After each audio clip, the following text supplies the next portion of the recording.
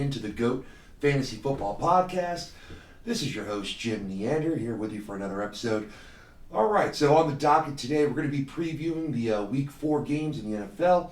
We're going to be doing the first half of the games today and the second half tomorrow.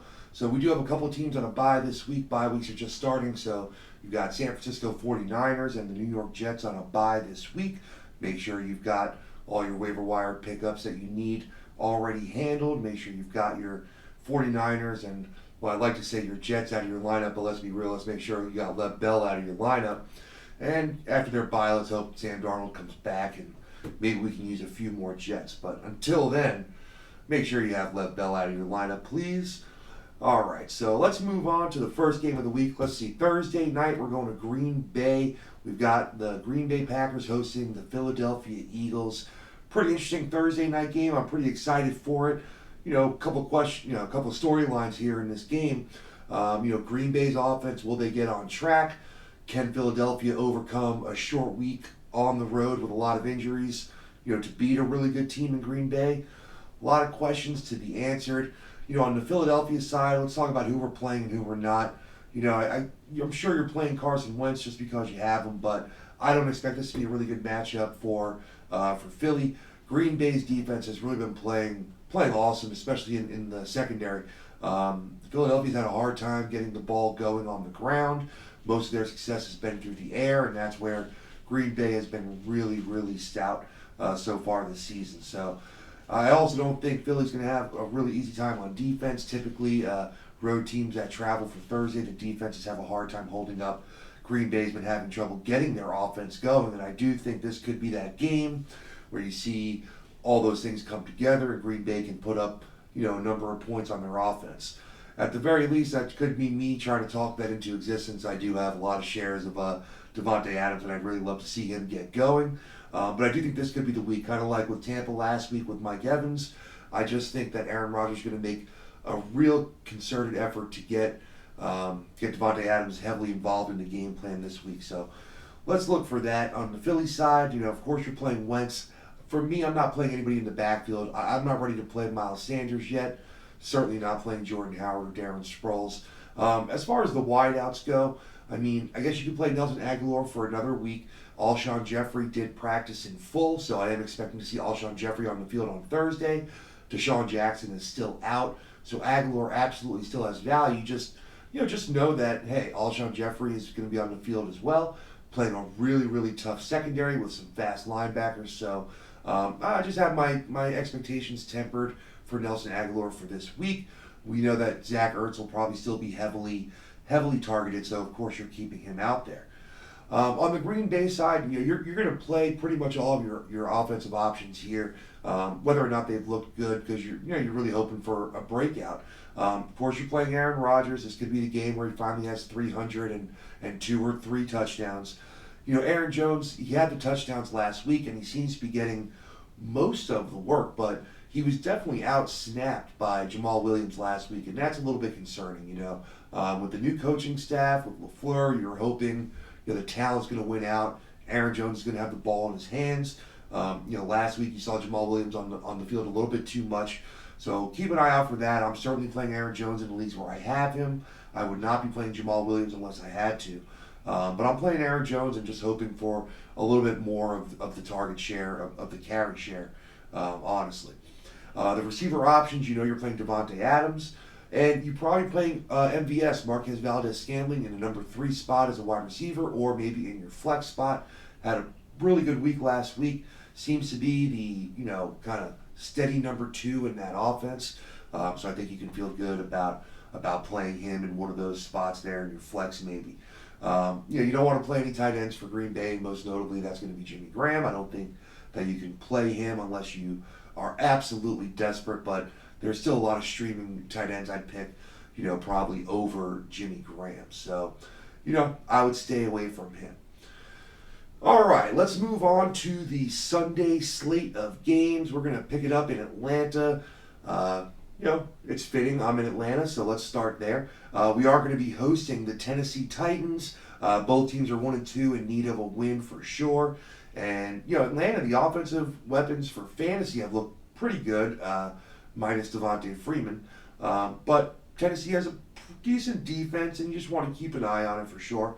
As far as your Tennessee players go, you're probably only playing Derrick Henry.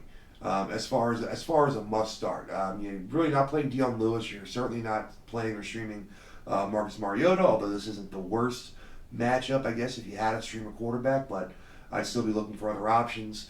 As far as the receivers go, I know Humphreys had a lot of targets last week, but it was his first week with a lot of targets. I don't know that I'm ready to trust that yet, so I'm not playing him. Certainly not playing Corey Davis or Tajay Sharp. Now, sorry, I missed that. When I said you're only playing Derrick Henry, I missed Delaney Walker. You're absolutely playing Delaney Walker in what is a pretty thin tight end landscape again this year. Delaney Walker is going to be a very consistent option every week to get those 5-6 targets, maybe a few more, maybe gets in the end zone, but you really got to play him. On the Atlanta side, of course, you're playing Matt Ryan. You want him, to play a little bit better. He's got the yards. Hopefully, the interceptions can get a little bit more under control. He only had one last week, so hopefully that's trending in the right direction towards taking care of the ball a little bit more. Devontae Freeman, same thing. Ran a little bit better last week. Still didn't have a very good game, not what you were hoping for as a fantasy owner. But he looked better. He ran strong. The offensive line made a few small holes for him throughout the day. Hopefully, as that offensive line gets a little healthier and kind of, a little more chemistry there, they can play a little bit better. But until the offensive line opens up more holes, I don't see Devontae Freeman being a great option. But you certainly probably are playing him. I assume he's going to be your RB2. Maybe he's your flex play. And I think he's going to be a good play this week. I think he's going to play a little bit better, this week than he did last week. All your receiving options for Atlanta, you're putting out there. Julio, obviously. Calvin Ridley had the off week last week with only one target. I just think that's an aberration. I think obviously you're playing Ridley. I still think Sanu is a playable option as a flex pick. And Austin Hooper is right now locked in as a tight end 1. He's just getting too many looks, too much volume, and they have so many weapons on the outside that he's open in the middle of the field quite often. So you got to play Austin Hooper. I really wish I had followed my instincts with Hooper and drafted him in a couple of leagues where I have a Vance McDonald and an O.J. Howard who I paid a little bit more for. All right, let's move it on to another one of my favorite games this week. We're going to go to Buffalo here, where they're hosting the Patriots. Both teams are 3-0, leading the division, so this is for the division lead. Even though the game's in Buffalo, I think most people are expecting New England to win this game handily. They are, I think, favored by just about a touchdown, which is, a pretty big line for a team on the road playing a 3-0 team within the division. But there's just so much confidence in New England right now. They look great, and the offense looks very good, but the defense looks spectacular. And this is the problem here. So let's start with New England. They're on the road. Who are you going to play? You're playing Tom Brady. Maybe. All depends on your options. I don't love him this week. To me, he's right in the middle of the pack for quarterbacks. If he finishes as quarterback 14, through 16, I definitely won't be surprised. That's probably right about where I have him. So, playable, but just be concerned. I'm not playing anybody out of the backfield this week. The Patriots seem to be back to that, we don't know who they're going to go with that week style. James White's coming back from the birth of his kid. Rex Burkhead severely outsnapped Sony Michel last week. And then add on to that Sony Michel has looked just atrocious in 2 out of the 3 weeks so far this season. I can't play Michel. I've got a couple of shares of Michel. I want to play him. I want him to be, great this year. I thought he had an opportunity for not only a lot of opportunity, but just a ton of goal line work, a lot of big plays because people playing deep on Brady. But right now doesn't look like it. And if you have better options, and I know it hurts, but I'm sitting Sony Michel in a couple of leagues. I just can't trust him this week, and I'm not playing anybody in the New England backfield. As far as the receivers go, all 3 receivers, if they're healthy, I'm lining them up, and that means basically I'm talking about Julian Edelman. I'm definitely playing Josh Gordon with the target share he's getting. It's only a matter of time with that many targets to break a couple of big plays. Philip Dorsett has become almost a must-play in the first 3 weeks. He's open a lot. He's the kind of forgotten man out there when he's running routes, and Tom Brady seems to trust him a lot, and that means a lot to me. I think you can fire up Philip Dorsett as a wide receiver 3/flex option with a lot of confidence this week. even more so if Julian Edelman is out for this game. If Edelman is out with that chest injury, he's day to day. I do think he's going to play. But you know how Edelman is. He'll play, and maybe he'll get knocked out in the second quarter. He'll come back in the second half and make some plays. And, I just think with ribs, especially one good hit, can knock you out of the game. So I think you got to play Dorsett. You got to play Gordon. And just keep an eye on Edelman throughout the week, what they're saying. If he fully practices on Thursday and Friday, then I think you're good to go. I don't think you're playing any tight ends yet with New England, so you can go ahead and just skip that. So let's move over to Buffalo. With Buffalo, I know Josh Allen was one of the top streaming options last week. I streamed him in a league that I needed a replacement in. He didn't have a great week. He was serviceable, but I don't want to play him this week. The possibility is there for a lot of rushing yards just because he will be on the run a lot, from New England's defense, from their front seven. They're going to bring pressure, and he's going to be on the run. So you might see one of those games with 60-plus rushing yards, and, of course, that would give you a great floor. But I just can't play him this week against a New England defense that looks this spectacular. I don't trust it. I'm not playing him. In the backfield, I think you can play Frank Gore if you needed to. I don't know that I would have him ranked in the RB2 category necessarily, but it all depends on your team. I do think he'll get a strong amount of work, as we always see when he's the number one guy. He'll touch the ball, 15 plus times, I assume. And, that's good opportunity, and that's a good floor for you. I think you can play Gore again if you have to. Don't really be expecting more than maybe, 8, 9, 10 points maybe he gets in the end zone. As far as the Buffalo receiving options, this week I'm taking a pass. John Brown's always got the possibility to break some big plays. I just think that against a defense like New England right now, in a game where they're on the road against a 3-0 team, they're really going to try to lock it down. And I'm a Buffalo fan. I want Buffalo to win this game. I would love to see them 4-0 and top of the division for as long as it lasts. But I just don't want to play John Brown this week. I think Cole Beasley's a sneaky play only because of how much need there will be for Josh Allen to get the ball out of his hands quickly. I do think he's going to have to be firing the ball out there, and that just lines right up for Cole Beasley to get 10, 12 targets over the middle. And he might catch 8 balls for only 45 or 50 yards. Still 13 points in PPR, still very playable in a flex spot. I think you can play Beasley in a flex spot. Dawson Knox looked really good last week as a tight end, but I'm not playing him this week. There was that one long play. He looked great. He scored the touchdown. But that was just 1 week. I really don't know if you can count on him to do anything this week against New England. I'm just really concerned about all the Buffalo options. I think you can play Beasley. For me, I'm not playing anybody else. Moving on. All right, where are we going next here? All right, let's go to Detroit, where the Detroit Lions, the undefeated Detroit Lions, by the way, I like to say that. I know they're not 3-0, but they're 2-0-1 with that tie. And, hey, if you're a Detroit fan, you'll take the word undefeated for as long as you can get it, right? So let's be honest there. They are hosting the Kansas City Chiefs. Good for them as at home. I mean, at least this gives them a somewhat, puncher's chance at keeping this game close. A lot of times it's these kinds of games you say are going to be out of control, and then they wind up being tight games. So, Stafford's going to have to throw the ball a lot. We know Kansas City's going to score points somehow, some way. It might not be, first few drives, and you're thinking, oh, maybe this is the game where they're not going to score 30-something points. And then they do anyway. It's just the truth. So, with Kansas City, the big question here is the backfield, right? You're playing Mahomes, obviously. No need to talk about that. Guys playing lights out of his mind. But in the backfield here, you got a few different things going on. Damian Williams still injured. Don't think he's going to play this week. I don't think they need to force him to play. They're 3-0. They have other options. They're looking decent. So I don't think Damian Williams will play. LaShawn McCoy is still questionable.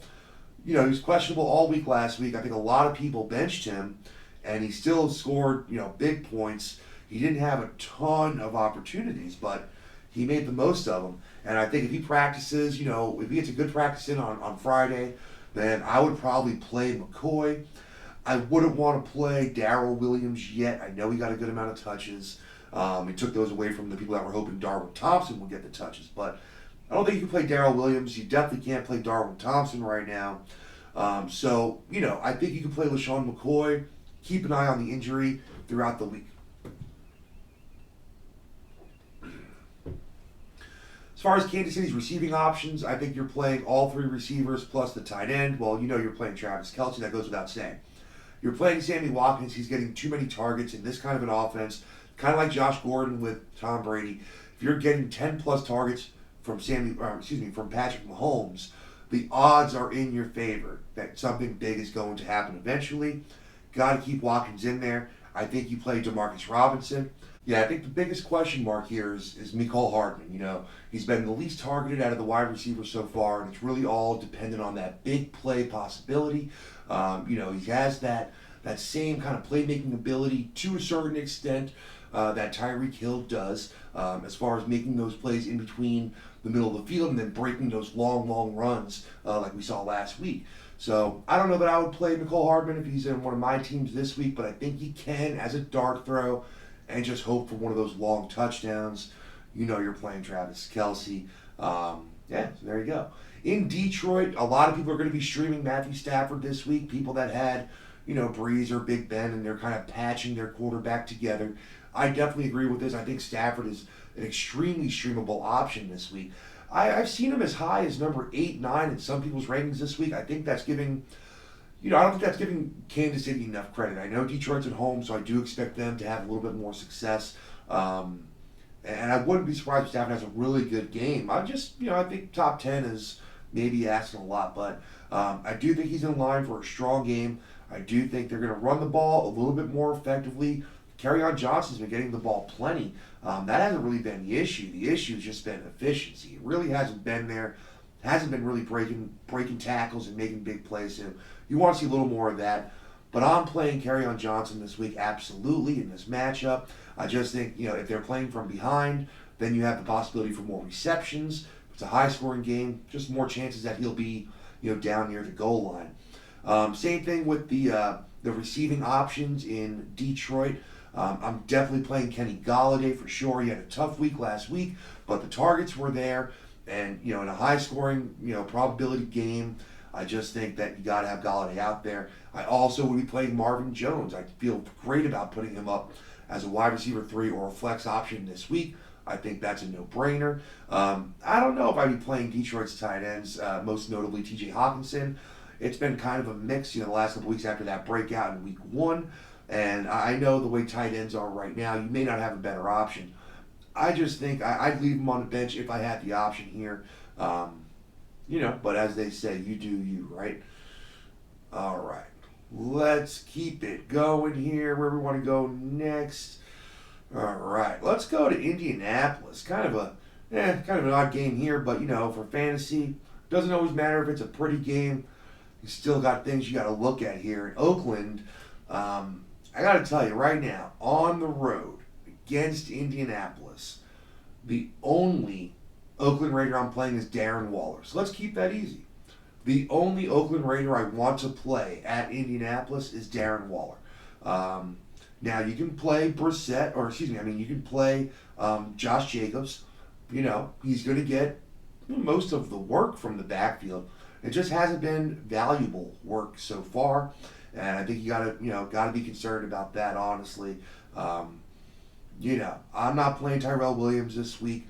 I'm not playing the other receiving options, for Oakland. So, for me, if you want to play a Raider, you're playing Darren Waller. He's been absolutely out of his mind so far to start the season, and I expect him to have another big game with a lot of targets. So, we'll see. In Indianapolis, there's a lot more options here. So, Jacoby Brissett, really has been strong so far to start the season. It was just tough for him with the whole Andrew Luck situation. Obviously, that's a very unexpected situation. Nobody knew that was going to happen. So he wasn't really getting any due, before the season started as being, a good option. That being said, he's the QB 15 on the year right now through 3 games. Not mad at that. He's had very solid games, and this is another game where he's at home against an Oakland team that you can definitely play Jacoby Brissett. Definitely play Marlon Mack. Don't give that a second thought. Go ahead and put Mack out there. And play T.Y. Hilton. Absolutely play T.Y. Hilton. Now, after those guys, you got Brissett, Mack, and Hilton, the top three. You can play all those guys. I probably wouldn't be playing anybody else on the Colts. Can't play Paris Campbell yet, I don't believe. I don't think you want to play either of the tight ends, Ebron or Doyle. They're both on the field too much to really want to play one or the other. If you had to play one, I'd rather play Eric Ebron because of the touchdown possibilities, the red zone possibilities there. So, but for me, I'm staying away from them. And let's be quite honest, I'm not spending a lot of time on that game because I just don't think there's going to be that many big fantasy performances in that game. So we're going to move right along there. All right, let's go to Miami now. I know, Miami's not going to have that much going on, but they are hosting the Los Angeles Chargers this week. So, we're getting ready to fire up all of our Chargers, right? You can play Phillip Rivers if you need to stream him. You're obviously playing Austin Eckler. I don't think you're playing Justin Jackson. I've got him stashed in a couple of leagues just in case Eckler, got hurt or the Melvin Gordon situation took a turn for the worse and maybe he doesn't show up this year. But I think you're playing Eckler and you're not playing Justin Jackson. You're obviously playing Keenan Allen. And I definitely think you're playing Mike Williams this week. He's back one more week from the injury. He did have a decent amount of targets last week. He looked really good. So I think he's going to be targeted more this week. With how many targets Keenan Allen had last week, the defense has got to pay a little bit of attention to him. 17 targets last week. You assume that Rivers is going to want to spread the ball out a little bit more. So you have that. So I expect Mike Williams to be a very playable option. He could be a wide receiver 2, but definitely a wide receiver 3 flex option for sure.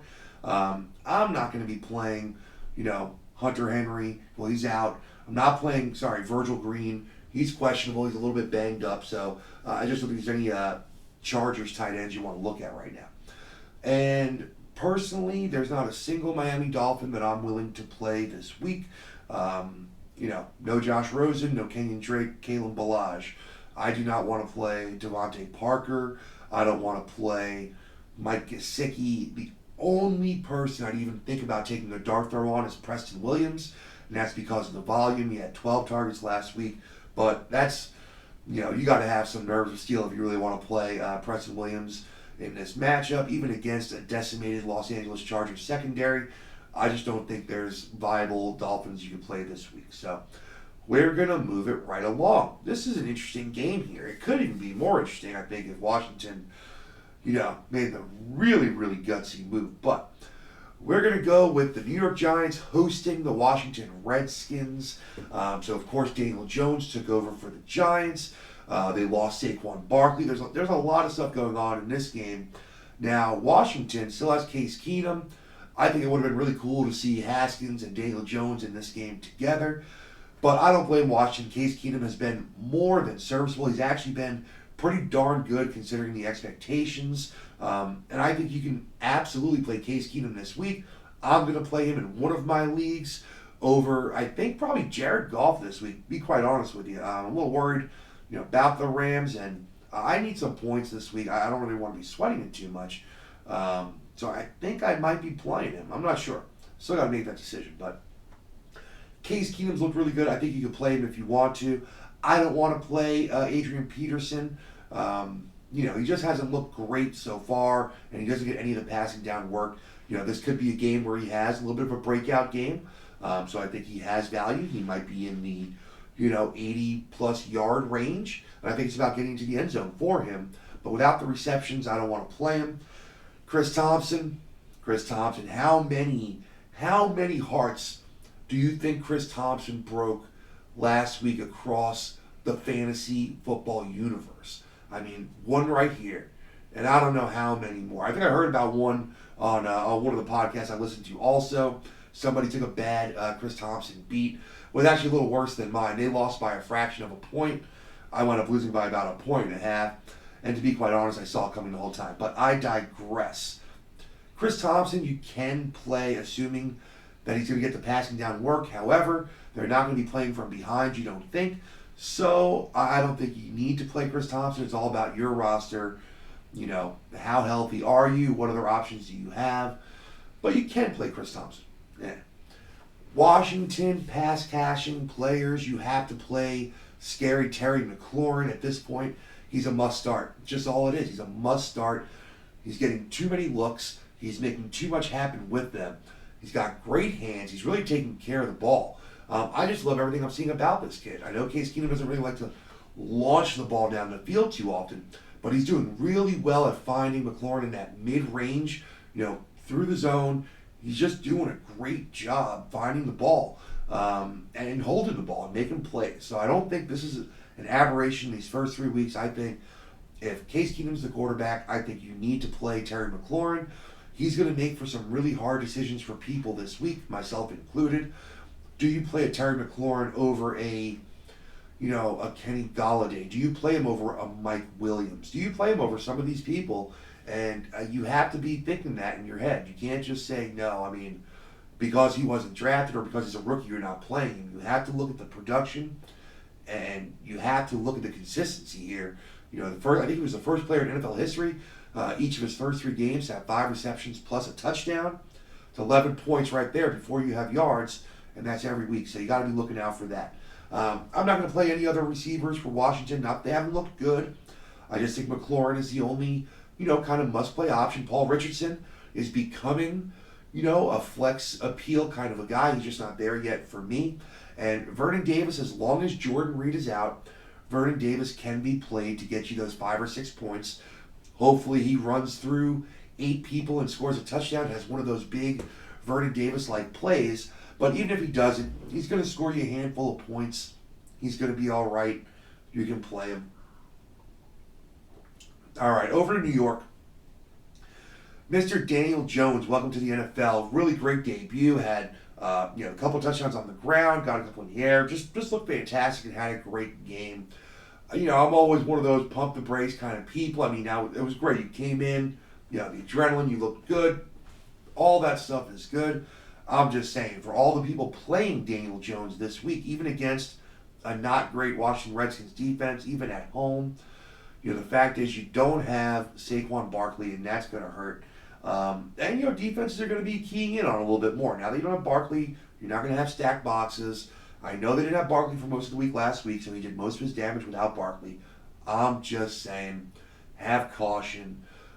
Unless I needed to, I wouldn't be starting Daniel Jones this week. I would still play Matt Stafford over Daniel Jones. I'd play Phillip Rivers over Daniel Jones. I might play Jameis Winston over Daniel Jones this week. So, I'm just saying, keep an eye out for that. Wayne Gallman is going to be the big, probably the number 1 waiver wire ad this week. And that makes sense. It really does. You got to wait and see. It's not like he's going to be Saquon Barkley starting tomorrow. That's definitely not going to happen. But not that many opportunities to get what should be an obvious number 1 running back on any team at this point in the year. So opportunity rules in fantasy, and if he's going to be the guy with all that opportunity, then he's got to be rostered. I'm not playing him this week. I want to see what happens. I want to see who they pick up, on the free agent wire. I want to see who steps up from the practice squad. I just want to see all these things happen, before I'm okay with that. So, yeah, that's where I'm going. I'm not playing Gallman yet, but he has to be rostered. I don't blame you for wasting your waiver wire pick on Gallman. So, there you go. Receiving options in New York, I think you definitely got to play Sterling Shepard for sure as a wide receiver 2/3 kind of option. Obviously, you're playing Evan Ingram.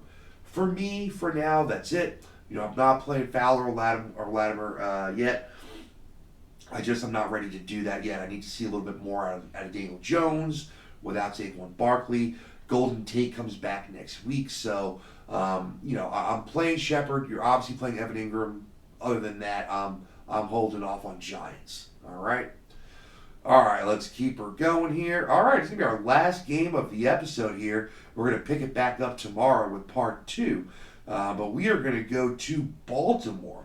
Interesting divisional game here. Baltimore Ravens hosting the Cleveland Browns. And, in the offseason it was like, hey, no, they're going to be the Browns. And now it's like, yeah, they're the Browns. So you got a little bit of that going on. But there's a lot of football left to be played. Unfortunately, this is a tough spot for the Browns and Baker Mayfield on the road in Baltimore. Personally, I don't want to play Baker Mayfield in this matchup. If you have a roster, a bench spot you can burn, I don't want to drop Baker Mayfield. But I do want to hold him and not play him this week if that's possible for you. I'd rather play him than drop him. So if that's not an option, I think you play him this week. But I'd rather not play him this week. I think you can definitely play Chubb. You got to assume that he's going to get a good amount of work, maybe some catches out of the backfield. So go ahead and get your Chubb on. You're playing OBJ because you have to for the playmaking ability, and that totally makes sense. So you're playing OBJ, no problem. I'm not playing anybody else on Cleveland. Not playing Jarvis Landry. I'm not playing tight ends. I'm not playing anybody else on Cleveland. I'm playing Nick Chubb. I'm playing OBJ. For me, that's about it, unless I have to play Baker Mayfield. Interested to see if they can get it together here, though. They need to. It's a 1 o'clock game. I think that's good for them. Get out of prime time for a week. Let's see what they can do. Baltimore, going to keep it rolling this week a little bit. It's going to be interesting to see the pass rushers for Cleveland, Myles Garrett especially, getting after Lamar Jackson. I want to see what happens there. But Lamar has looked fantastic. You're playing him. You're playing Mark Ingram, who's looked absolutely fantastic. Again, I'm going to say it every week. My apologies, Mark Ingram. I told everybody this offseason not to draft you at your ADP. I sung it from the rooftops, and that's what I get, right? You're absolutely killing it. So you're playing your Mark Ingram. I don't think you're playing Gus Edwards. He looks great when he gets the ball. It's the Mark Ingram show, and in any game that's close, he's going to continue to get the lion's share of the work. So not playing Gus Edwards. I'm not playing Justice Hill. Not doing any of that stuff. I am, however, playing Marquise Hollywood Brown. The target share continues.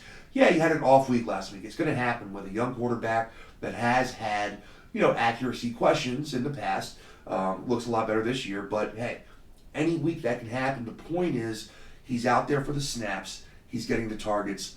Things are going to happen. You're going to play Marquise Brown. You're going to play Mark Andrews at the tight end position. That's an absolute guarantee. For me, that's where it stops as far as who I have to play.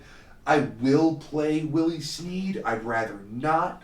Where the Ravens are getting tricky, I think, is are they going to be viable for 2 tight ends? You're seeing tight ends get a lot of work there, even outside of Mark Andrews. And someone like Nick Boyle might be somebody that, hey, if you're desperate, they're going to play enough, 2 tight end sets, and Lamar Jackson obviously loves throwing to the tight end. So it's something to think about in the coming up weeks. I'm not there yet. I'm just saying keep it on your radar. If you're tight end starved, that the Ravens are one of those teams that really could feed 2 tight ends enough to make it worth your while. All right, so that's that. All right, well, that's going to do it for us on this episode.